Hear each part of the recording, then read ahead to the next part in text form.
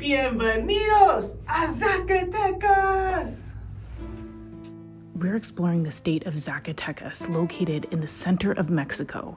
In this video, we're going to show you the top things to do in this region and the things you need to know before traveling here. Join us. So we are at Zacatecas' #1 attraction. This is the Teleférico, and it is an aerial tram built by the Swiss that goes across the city to the mountain, and it is 100 pesos for adults.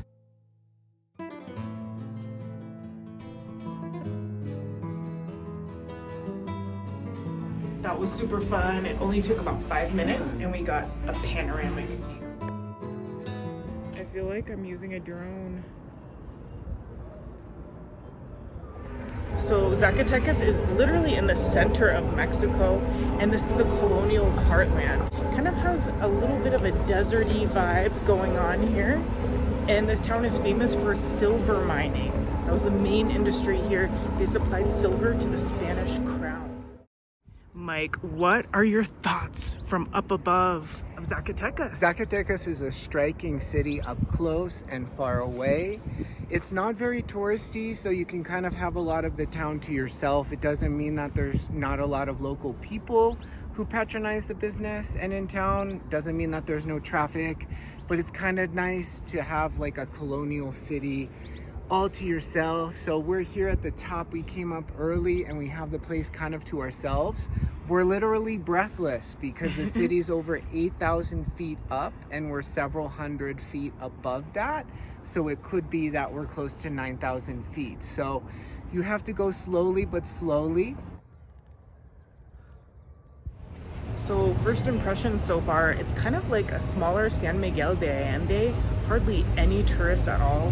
0 tourists from America, and it's very quiet, very charming. The architecture is gorgeous. We just walked here. It took us about 10 minutes from our hotel. I love how they have all this architecture with the buttresses and the pastel colors.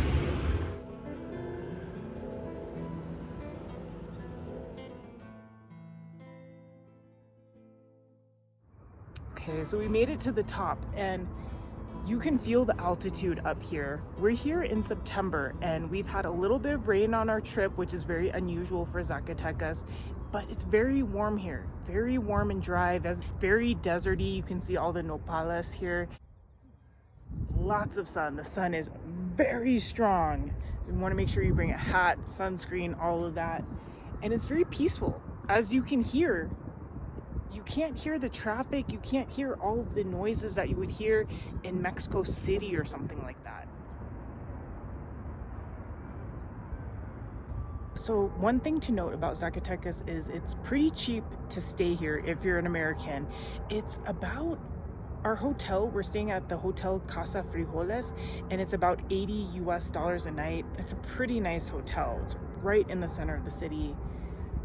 Another thing to note, this city is very walkable, but the altitudes are high, so you will feel the altitude while you're here. Bring lots of water, lots of sunscreen.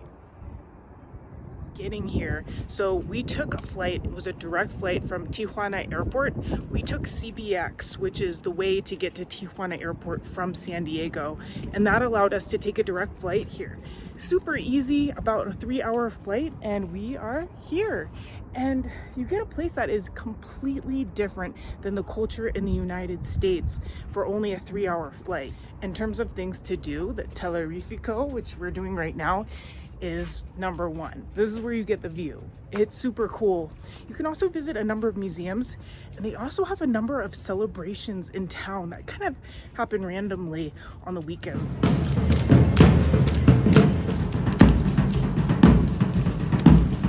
What are your thoughts, Mike? Keep it banging. By the way, guys, if you're liking this view, thumbs up down below and subscribe. So how much time do you need in Zacatecas? I recommend staying here a weekend, and definitely book a day trip to La Quemada. That is an archaeological site, really cool. You can climb the pyramid, and it's only 40 minutes outside of town.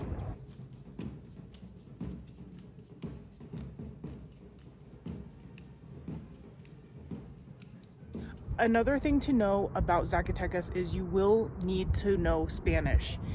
Not just basic, but I would say intermediate.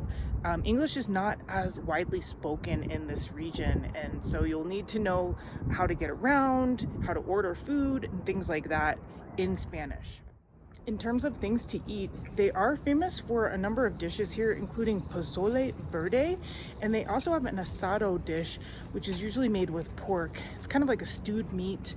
That's really famous here.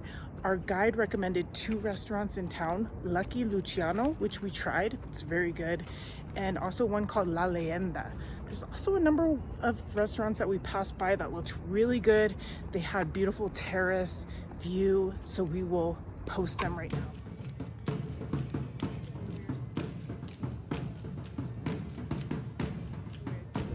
Italian food is very popular in Zacatecas.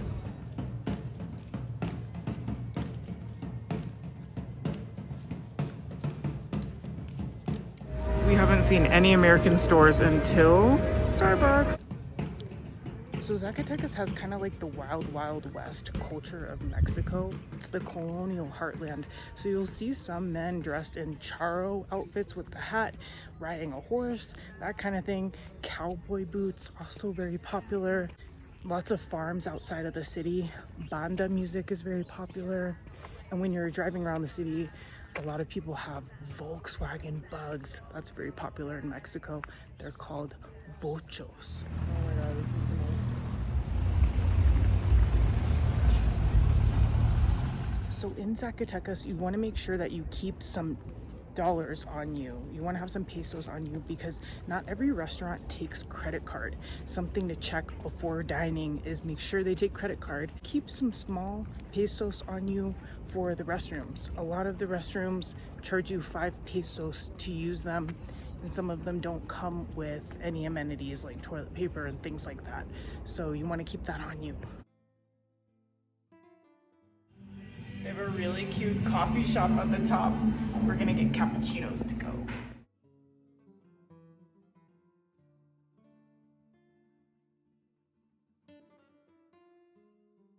So if you are well versed in Mexican travel and you've been to Mexico City and you want to try something a little bit different, I do recommend coming to Zacatecas. And so there you have it. That's all we have for you today. If you're from Zacatecas or you've been here before, comment below on your recommendations. We'd love to know your favorite places to eat, etc. And be sure to subscribe, like down below for many more travel videos.